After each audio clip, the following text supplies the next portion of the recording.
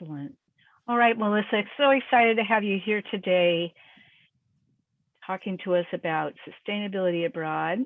I'm going to start up the slides. Happy to be here. All right, Sustainability Pathways is presenting today Melissa Tang.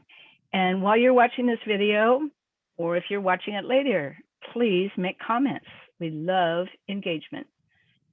A little bit about sustainability pathways. We understand that everyone is unique and that we all have our own individual needs and interests and values. During all of our programs and workshops, we consider what's important to you and use that information to guide and build your action plan. A little bit about me. I guide green champions who have eco-anxiety, and who doesn't in this world, to create peace with action by building, again, your unique, responsible, and prosperous business and lifestyle. And we use the holistic perspective, including the 3Ps, people, planet, prosperity. And today is the 3Ps Forum. And I love having it be a forum because it's really cool to have a neat way to incorporate the 3Ps of sustainability. And I like to take pictures of flowers, and birds are really a challenge to take pictures of them, but I love to watch them. And one of them just landed on my deck right now. He's eating some of the bird seed that I just set out for him. So the 3Ps of sustainability, that's what's happening today. And Melissa Tang is going to share Sustainability Abroad, Approaching Healthy Earth Practices. And she moved abroad and knows firsthand what it takes to be sustainable abroad. Melissa is our guest speaker. Melissa Morgan Tang, CPCC, PCC. She's an executive coach working for you, with you, for you. And that is her website, which is a fun to look at. The 3Ps, I'll just go over this quickly. We at Sustainability Pathways recognize 3, the people path, the planet path, and the prosperity path. So Melissa, take it away. I'm going to stop sharing my screen. All right, so I will share mine. There we go. Sustainability Abroad, Approaching Healthy Earth Practices in Foreign Countries, or in foreign neighborhoods. How's that? Yes. These same practices and principles and the approach that you take can be used anywhere, even if it's in a different county. So breaking it down, what's different? Well, first of all, that image that I have there with all of the recycle, biodegradable, compostable little logos and such. In the States, we're used to seeing tons and tons and tons of that. Can't get away from it, right? In other countries, especially, more of the third world countries, you don't see this as often. So it's a very different environment, less education. There's some word of mouth, there is some awareness. But let's see, I have the list here. Local government policies, right? Oftentimes there aren't any when it comes to sustainability practices. 2, local facilities and utilities. Are they taking sustainability into consideration? 3, education and awareness. 4, local mindset or willingness. That's a big one, and we'll go over this list in more depth in just a minute. I'm going to show you these images here. These are some examples of things from that list that I had to approach when I first moved down here to Belize. Was just finding some earth-friendly cleaning products, for the house and for doing laundry. There was this horrible toxic blue, awful powder stuff that I had access to. I believe it was shipped here from Mexico, manufactured in Mexico. And it took me about 6 months to do some research and some pounding the pavement, so to speak. But I finally found these 2 products. I believe both of them are made here in Belize, or at least both of them are made in Central America. So there's less shipping involved. So I was really thrilled. I'm still using, especially that laundry detergent, I'm still using it now, even a few years later. It's the best option here. So here we are back to the list that I mentioned.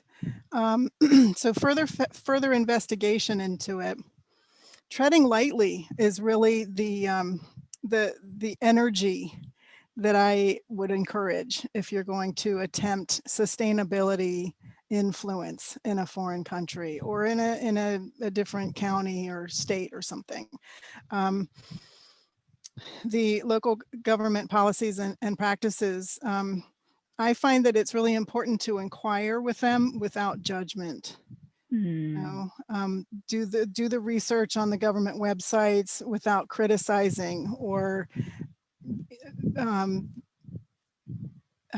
pushing an agenda. It very easily becomes an appearance of arrogance, and it's not received very well. So that's why I say tread lightly.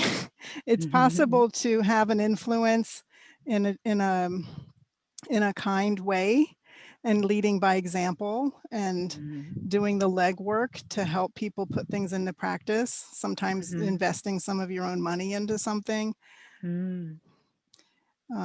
Likewise for number 2, local facilities and utilities, you know, the power companies and such. What kind of access do you have in your location? Lack of such things doesn't have to stop you. Consider educating and hiring locals. Don't expect US standards of service and be prepared to spend time. Yeah. Definitely don't expect US standards of service. And lots and lots of time. Things move much, much slower. Melissa, I have a comment. This absolutely applies to right here in the United States. I live in the San Francisco Bay Area, and we have composting, we have recycling, and we have a lot of facilities that counties right here in California don't have. When I go to visit my friend that lives in Santa Barbara, they don't have composting for residents. But I checked out their government website and I checked out the local facilities. I educated myself and became aware of what the situation was. And then I communicated with the people I was staying with my quandary, because my habit is to still continue to put things that can be composted in their own little container, not throw them in the box that was going to go out to landfill. And sure enough, before I knew it, they had a compost facility, a composter in their backyard. Didn't happen right away, but they did. I kept doing it, and I visit there several times a year, and it was just fabulous to see how people will respond when you express your interest. Yeah, that you can have the influence. Yes. Our spheres of influence. Yep. So thank you for this. Sure. I can see how all four of those are ways to approach this very same issue, where we find that things aren't the way we expect them to be in terms of sustainability. Thanks. Sure. Yeah, so okay, moving forward with it, education and awareness was next. Expect change, but don't force ideas. And a better approach is engaging conversation, being curious and inquiring about where folks already are in their beliefs and practices, you know, being curious, really, just trying to show that you have care and concern and appreciation for who they are and what they do. Offer to teach or provide resources and be willing to create community. And then number 4, local mindset or willingness. I put on there, be like water. because it takes so much patience and so much time to make changes, to do this legwork, slowly but surely. But eventually, that little trickle turns into a lake, and you can really see the benefits. Oh, Yeah. love that. All right. So next short list here, building it up. I call it the 3R process. Recognize, research, and resourceful. So recognize your sustainability issue, research locally and elsewhere, and then resourceful creative action. Now I'm going to go into this more in depth in just a minute. I have an image to show you first. It kind of has something to do with it. These plastic empty ice cream tubs came from, I live on a small island, and there's a very popular coffee shop on this island that apparently goes through a lot of ice cream. That they serve shakes and frappuccinos and things like that. And these amazing plastic tubs that the ice cream comes in, they have a plethora of them every week. And thank goodness when I moved here, they were not throwing these in the garbage or the ocean or whatever. They were washing them out and saving them. And as soon as I knew about it, I immediately started helping them just disperse these handy tubs with the tight fitting lids. The ants can't get in them. Uh, disperse them throughout the community. And now these empty tubs are being used all over the place on many different islands all around here, not just this one island. We've spread the news.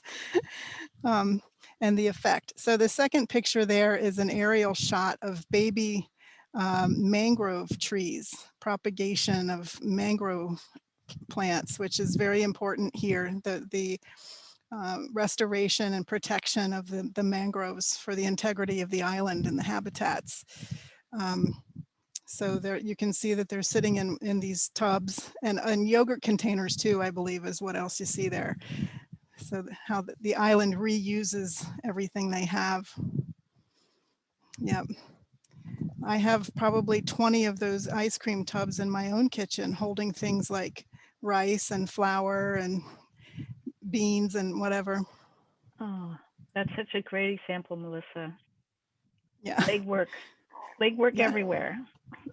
Yeah, legwork and influence, and how you can just be going to have some social hour and a latte and stumble across an opportunity to initiate a new practice, which turned into a community effort, you know? Yeah, it's kind of fun. Okay, so back to the building it up 3R process. The first one I mentioned, recognize your sustainability issue. So, okay, so we're familiar with this in the States, right? Products, service, education, community, waste, power, fuel. Maybe there's some that I forgot, but that's the basic.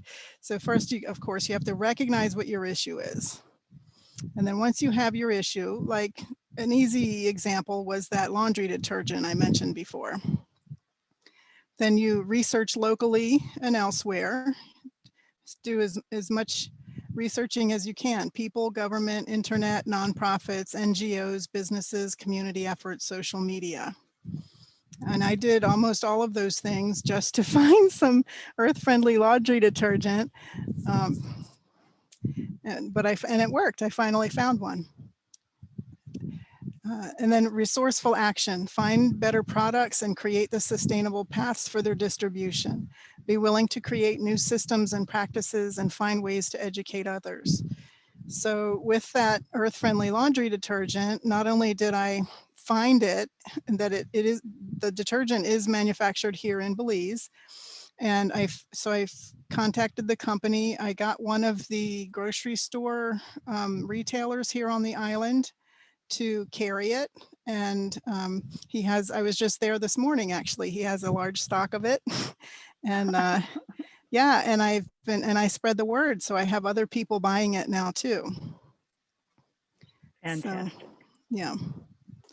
Just the little things like that add up. It's helping the health of the fishies.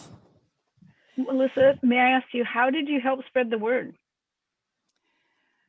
Well, I'm a coach, right? So I'm out in the community a lot, and I form women's groups and support groups and brunch groups, and I'm just, that's what I do. All So right. it's easy for me to talk about this stuff. Excellent. Yeah. So remembering the cause. Now, the reason that I created this slide is because it can be grueling when you're in a new place and you're trying to have an impact and you're so passionate and you just know that this is what needs to be done and it's the right thing to do and all of that. You've got all of this reason, right? But it gets really hard sometimes. When I was out in 100-degree weather, sweating, going door to door trying to find a retailer to carry earth-friendly detergent, and nobody, there was a language barrier and nobody was interested, and they didn't even know who I was. I hadn't been here long enough yet. They didn't even trust me. That was grueling. It's hard. So it's times like that is when you can remember the cause, remember the reason why you do this, remaining grounded in your 3 Ps: passion, patience, and perseverance. So passion is remembering your personal reasons for being sustainable, participating in like-minded communities like Natasha's, create a personal sustainability statement, a mantra or mission statement. So that's your passion. 2, your patience. I find that compassion is really helpful for having patience. Compassion, understanding, considering the bigger picture, having the expectation that it's just going to take time, and sometimes using your own financial resources to get things initiated. Sometimes it does require that. Wow. And then lastly, perseverance, never giving up, be like water, expect opposition at times, strive for progress, not perfection. Yeah. That's wonderful. Under patience and compassion, what helps me is to realize people are not deliberately trying to wreck the earth and our only home. They're not doing that on purpose. So to just have compassion, it is going to take a while, and that what we can do is help educate and to be there talking with them and being willing to go where they're at, be like water. Thank you for Melissa. It's just so wonderful you doing this and sharing how to do it, because it's relevant right here, living in San Francisco. And every time I turn around, there's somebody throwing something in the wrong bin. They know better. They should know better. Compassion, please. Thank you. It's hard. I have to confess, I've done it too. I've been tired or just thinking about something else, and I accidentally throw it in the wrong bin and turn around and walk away. And then I go, wait a minute, what did I just do? There you go. Sometimes you just don't, you don't realize it. Compassion for ourselves. Yeah. Yep. All right. So the last slide here. Once you've got all of this down pat and you're passionate and you're ready to go out and change the world, it's time to explore. So the question becomes, what is it that you're ready for? Where? Third world or otherwise? Creative. What's the creative aspect to what you're wanting to do? Is it self-expression? Is it just creation, infrastructure? And then youth can be a good way, getting the youth involved and getting them engaged in the process, education and expansion, carrying to the next generation. Lots Excellent. of ways. Yeah. Yes, yes, yes. So let me stop sharing. There we go. Great. Thank you so much for that, Melissa. There's so much food for thought, so to speak. And I really like doing the legwork and being free and confident to share all of that passion and patience and resilience, perseverance as we influence people. And I love how you just do it in your business, the way you are as a coach. I can see you walking around the island, and I understand you also do a bit of bicycle riding, but not so much car driving. Nope, my bicycle is my car. That's beautiful. Yeah, That's beautiful. got a big wooden basket on the back. That's what I carry my groceries in every couple of days. Fabulous.